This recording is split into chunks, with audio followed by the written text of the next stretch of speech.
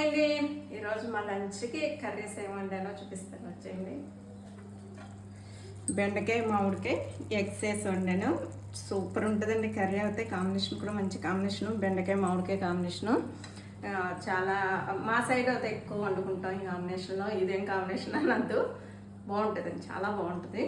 దీంట్లో కొంచెం బెల్లం కూడా వేసుకుని వండుకుంటారు, స్వీట్ ఇష్టమైన వాళ్ళు. నేను వాళ్ళైతే బెల్లం అయితే వేయలేదు, ఎగ్స్ వేసాను కదా, బాగుంటుందండి. ఇంకా నెక్స్ట్ టమాటా కర్రీ చేశాను.